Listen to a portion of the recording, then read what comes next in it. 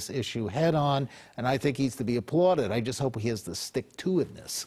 Well, but it's really getting into a situation that seems, for what, 60 years has been unsolvable. And is this something that a new U.S. president wants to get into? Well, he should be cautious. It is an extremely complex issue. Dealing with the Indians and Pakistanis is going to make dealing with the Arabs and the Israelis look like child's play. But the other outside world didn't get involved in it, first of all, because of very clever Indian diplomacy. And secondly, because nobody really cared about Kashmir. You know, it's up in the mountains. Nobody knew exactly where it was. And it was, as I always say, it was the Alsace-Lorraine of the Indian subcontinent. Everybody was angry about it. Nobody did ever visit it. But now, as soon as India and Pakistan became nuclear armed, and in 1999, when they almost went into a shooting war that could have gone nuclear very quickly, suddenly everybody got scared and said, wait a minute, we better do something. And there's also the fear, the American fear, that Pakistan's nuclear arsenal might fall into unfriendly hands at some point. So there's an urgency, understanding of urgency to do something. Well, there is this sense that Pakistan is very vulnerable in terms of the leadership there. Just before we take our first break, on this issue of Pakistan and India, there's been a sense, you know, in the world community that the two countries were in fact getting along much better in recent times. Is that a fair assessment, or is that wrong to assume? No, it's right at a senior level. Their leaders were making nice and talking to each other and sending buses and opening the border a little bit. But what was happening behind the scenes, India was taking advantage of turmoil in Afghanistan to start extending its influence deep into Afghanistan through intelligence agents, through aiding the Afghan Communist Party, the Afghan Northern Alliance, and generally stirring the pot in Afghanistan, and opening a new air base in Tajikistan, just north of Afghanistan, which has caused great consternation in Pakistan. The Pakistanis see the Indians now as moving into their backyard, because Afghanistan was really their sphere of influence.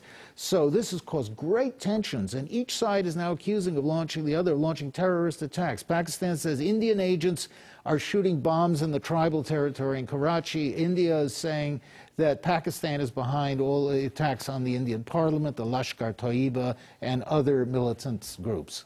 Okay, I want to talk about both Pakistan and Afghanistan and how they fit into this particular puzzle of Mumbai, or how they possibly do, when we come back. But we're going to take our first break. We'll be back one-on-one with Eric Margulies right after this.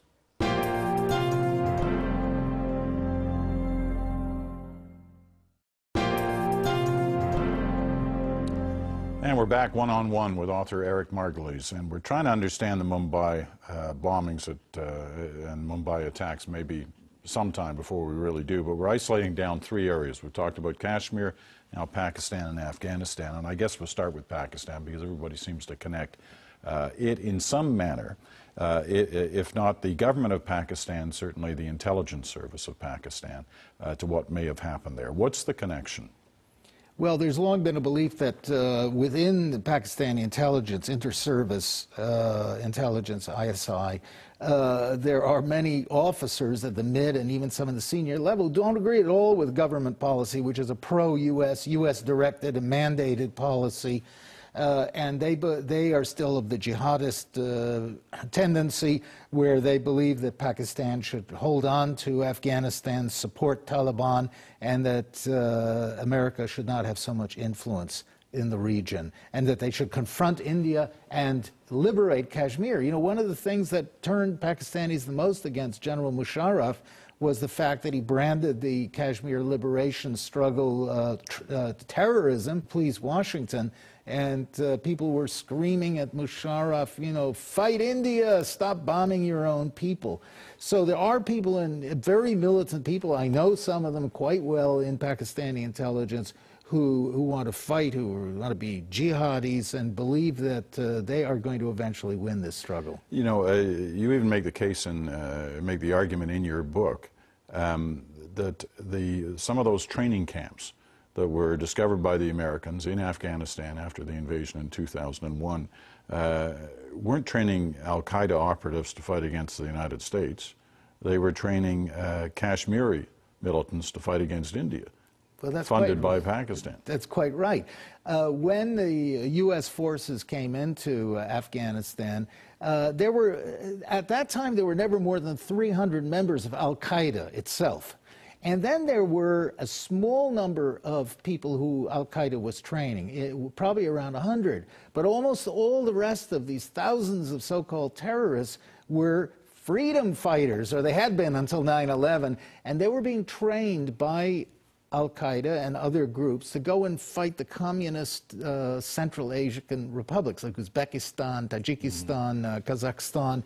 And the CIA was cooperating with these groups and with al-Qaeda because it thought that they would be useful in a war against China, that they would go and stir up the western Xinjiang region of China where there are Muslim Uyghur tribes. This was the dirty little secret. So, but when the U.S. came in, they said, oh, they're all terrorist training camps. Well, I'm sorry, the largest number of people there were Kashmiris who were being trained by Pakistani intelligence with full American knowledge to go and fight in Kashmir against India. So are you suggesting, though, that since 2001, when Washington aligned with Pakistan to try and deal with first the Taliban and then al-Qaeda, that throughout that whole period of time since then, that they have been unable to crack the Pakistani intelligence service, that it still operates apart from the coalition between the Pakistani government, first with Musharraf and now with the new leadership,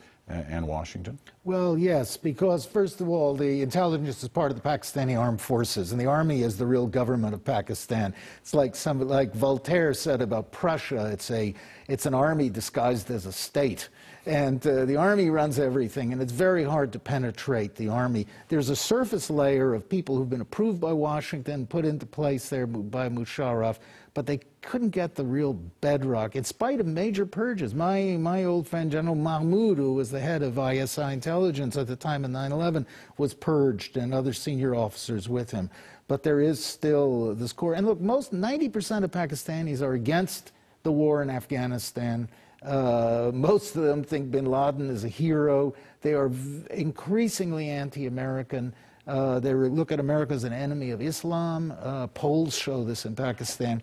And so they're totally against the policy, the pro-U.S. policies of their government. And Pakistan's caught in the middle. It has to do what Washington says to stay financially alive, but its people hate what it's doing.